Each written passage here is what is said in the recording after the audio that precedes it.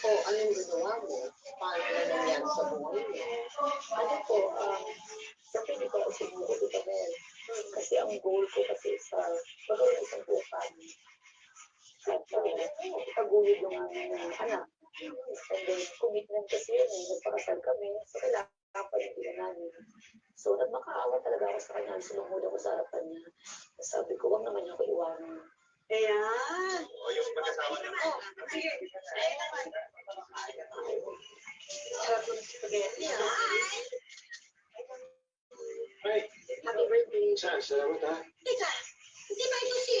yung ano, ang ginagawa ng babae nandito? Man, birthday ka naman eh. Kaya ako naman. Seryoso ka ba? Naman, oh. Di ba, ayaw mo nga akong umalis o hindi ako umalis. Hindi pagbigyan mo ako ngayon. Paalis mo yung babae niya. Please. Huwag ka na gumawa ng gusto.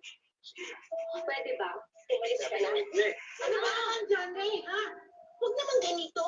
Buntis ang asawa mo. Maawa ka, Johnny. Paalisin mo na yung kapit mo. Ano, sige. Magkalat ka dito. Paalam mo sa lahat na dapat matagal lang kang iniwan. Tigil ka na nga dyan. Johnny.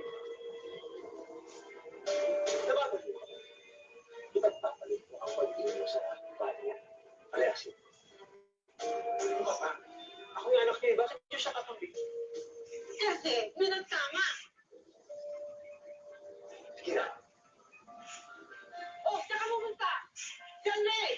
Na, bumalik ka dito! Oo. Ay, buka muna. Buka.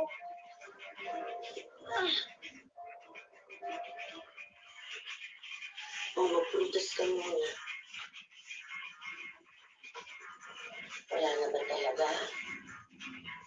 Hindi na ba talaga kaya? Wala naman na po nadigan pa rin paglaban ko siya.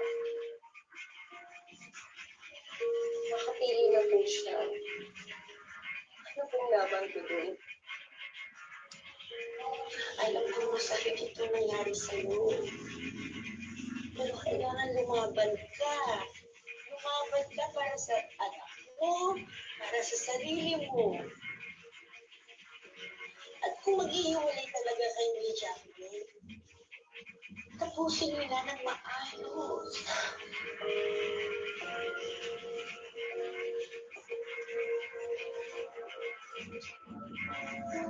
Akala ko magbibigyan ko ng magandang buhay ang anak ko.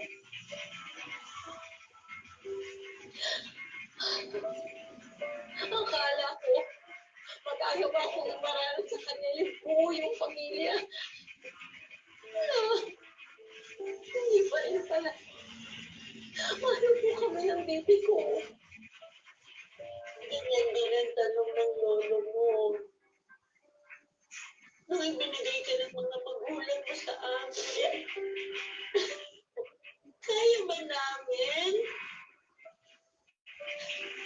Pero ano mo naisip namin?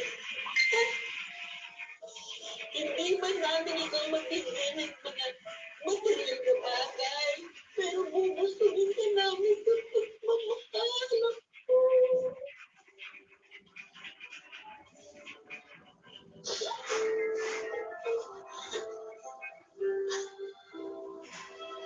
Makaya ko po kayo gustuhin ng pagmamahal yung anak ko na ngayon, pati sarili ko, hindi ko alam kung kaya kong mahalin.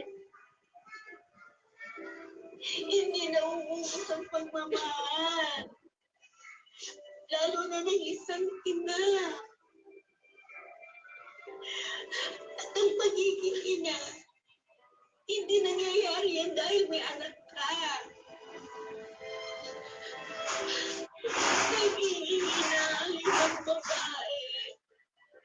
Kapag pinili mo, maging ina. Ito lang kasi yun ako.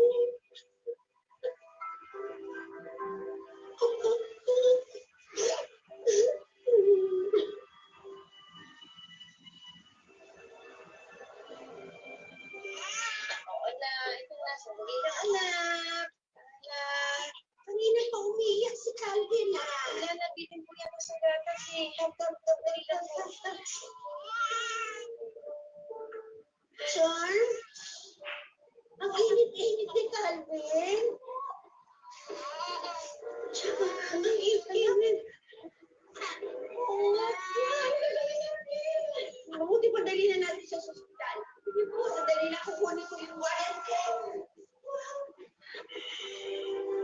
yung son daw ninyo nagkasakit. Yes po, dengue, and then sobrang bagsak ng white blood cell yung platelets niya. So, wala pa ako malapitan.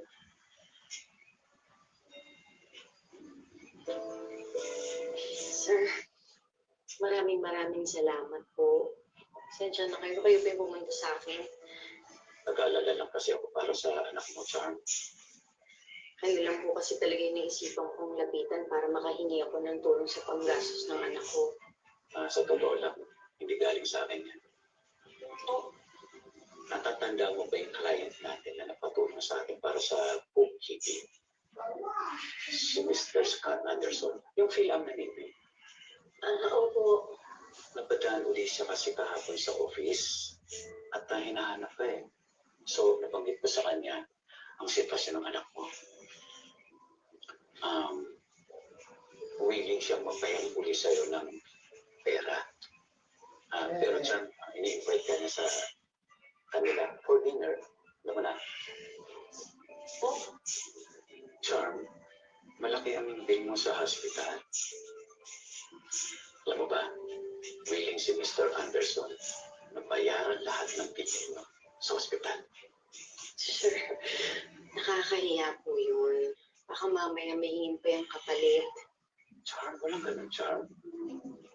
Isa pa, binata naman si Mr. Anderson. Annulled ka naman. So, walang masama kung makipag-date ka sa kanya. Alang-alang sa kanyang anak, pumayag si Charm na makipagkita sa Amerikano, matagal na palang may gusto sa kanya.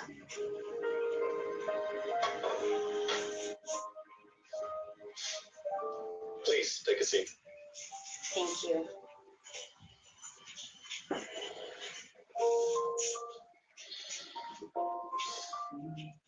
I'm glad your son is okay.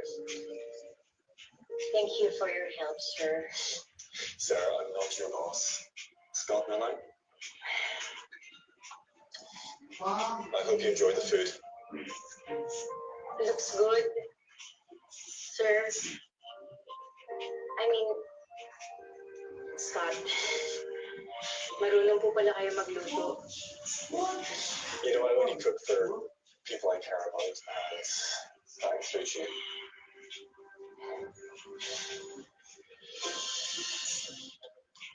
I hope you don't mind me asking, but do you think there's a chance for us?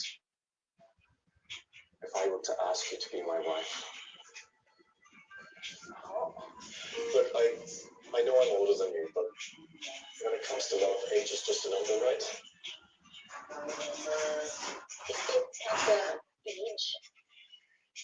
I'm not ready for another relationship.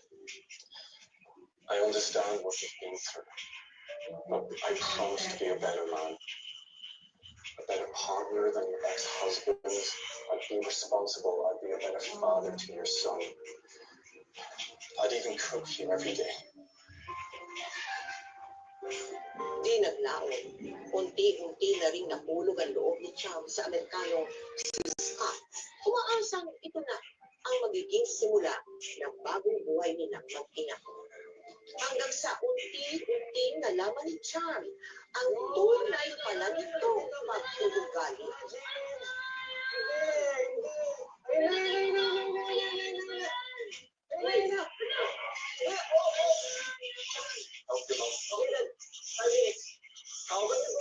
Help your mom. Sorry, man. Sorry, sir. Sorry, sir. Even James is acting like you now. Calvin, James, ito muna kayo sa room. What's up?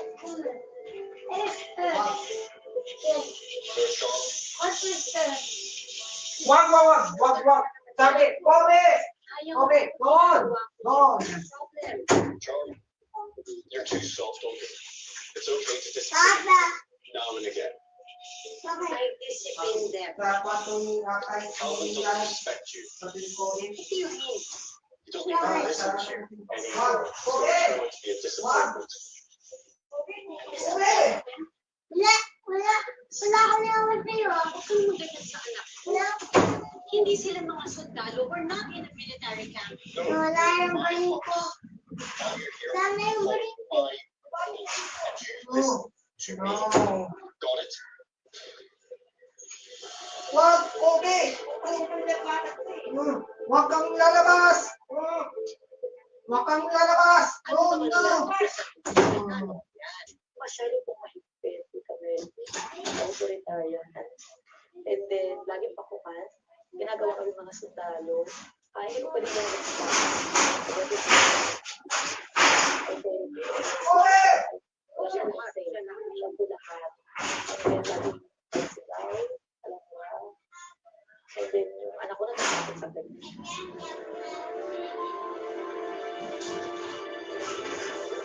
Atay! Wag!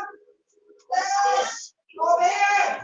Cameras, I've had them installed all around the house so I can see what's going on when I'm not here.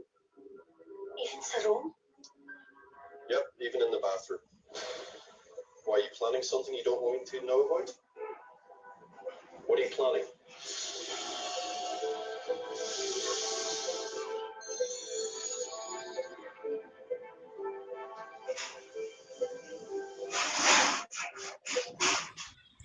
Hello guys, mga ka-MPK, mag-subscribe na sa 3rd anniversary ng Magpakailanman Entertainment. I-click natin yung subscribe channel, i-like sa Facebook page, i-tweet sa Twitter, i-follow lang sa Instagram, at mga social ng mga media accounts. Maraming salamat po mga ka-magpakailanman.